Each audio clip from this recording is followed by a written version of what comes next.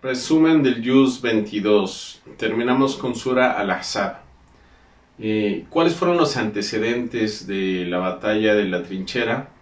Bueno, pues cuando el profeta sallallahu alaihi wasallam se enteró del plan de la Meca, sí, como un consejo militar para discutir el peligro inminente, Salmán el persa sugirió cavar una trinchera entre largos tramos como forma de fortaleza en las afueras de la ciudad, mientras que en el noroeste había rocas altas que eran difíciles de cruzar. Entonces se cavó una zanja de 5 metros de ancho, 5 metros de profundidad y 7 kilómetros de largo en 3 semanas. Cuando el ejército de los confederados llegó a las afueras de Medina, se desconcertaron al ver esta trinchera. Acamparon fuera de la ciudad, cerca de Uhud, y la sitiaron.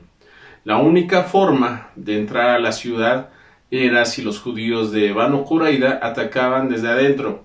Entonces los Quraysh y los judíos de Banu Nadir armaron una estrategia para ganarse a Banu Qurayda para que finalmente se acordara un pacto.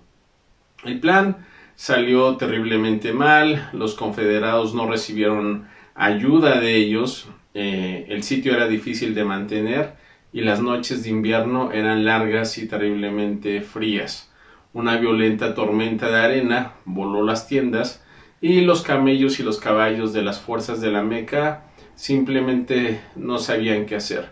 Después de 3 semanas huyeron y esta intervención divina salvó a los musulmanes. Este fue un tiempo de prueba para los musulmanes. Requería un liderazgo sabio y valiente, así como seguidores comprometidos. Una gran parte de esta sura trata sobre la vida personal y el carácter maravilloso del profeta sallallahu alaihi wasallam, la relación que tenía con los discípulos y su familia. Se le dirige en 6 ocasiones con el estribillo "Oh profeta", para reforzar su moral, asegurándole su posición única a la vista de Allah, animándolo a liderar con confianza. También se revela el siguiente verso. Dice: en el mensajero de Allah hay un bello ejemplo para quienes tienen esperanza en Allah, anhelan ser recompensados en el día del juicio y recuerdan frecuentemente a Allah. En el Aya 21.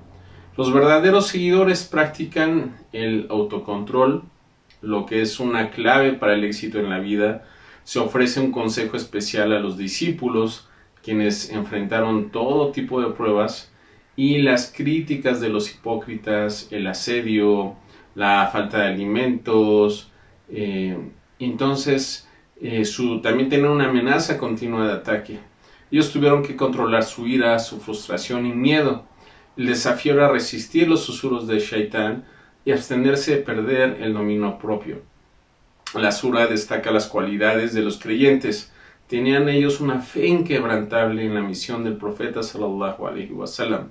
Ellos estaban agradecidos con Allah, eran veraces y honestos. La sura termina aclarando el propósito y significado de la vida humana, el uso adecuado de lo que es el libre albedrío y la responsabilidad moral. Cómo cumplamos con esta responsabilidad va a determinar el destino final, ya sea el infierno o el paraíso, al que le pido a Allah que nos reúna en él. Sura As-Saba, el reino de Saba. Este Juz número 22 continúa con Sura As-Saba. El tema central es la evidencia de la resurrección. Las escenas del día del juicio se describen vívidamente como si se estuvieran desarrollando ante los ojos del lector. La gloria, el poder de Allah se enfatizan cuando la humanidad se presente en la corte divina.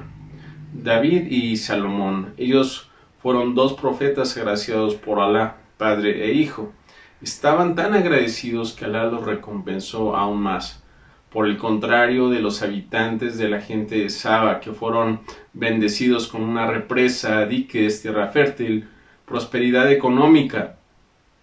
Pero ellos fueron desagradecidos, invitando así a la retribución divina. La represa se rompió y la abrumadora inundación destruyó todo a su paso. Esto devastó las tierras agrícolas y eso los dejó empobrecidos. Dado que los mecanos estaban familiarizados con esta historia, el Corán no da demasiados detalles. El esquema de conversación entre los incrédulos en el día del juicio revela una horrible escena.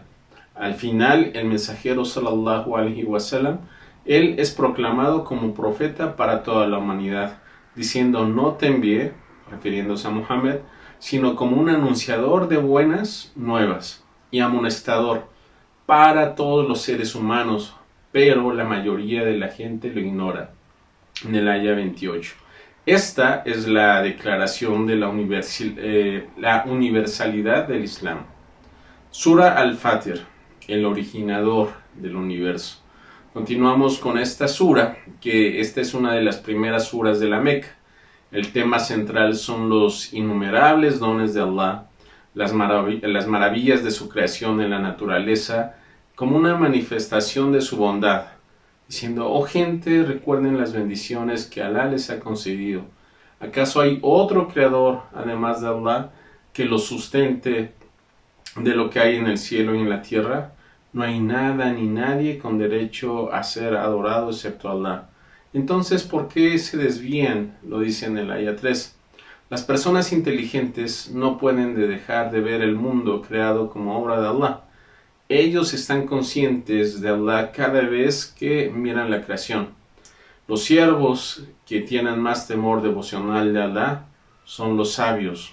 Allah es poderoso y absolvedor, como lo menciona en el aya 28. La gente de la Meca, ellos fueron obstinados en negar al profeta sallallahu alaihi wasallam, por lo que se le tranquiliza.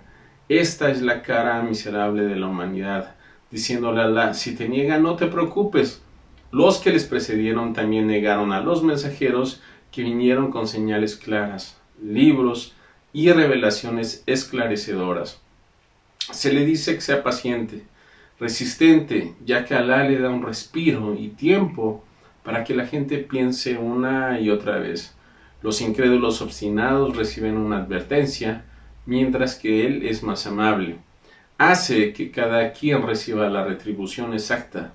Si Alá castigara a la gente inmediatamente por sus pecados, no dejaría ninguna criatura sobre la faz de la tierra, como lo dice en el aya 45. Los 3 grados de creyentes se escriben en este verso.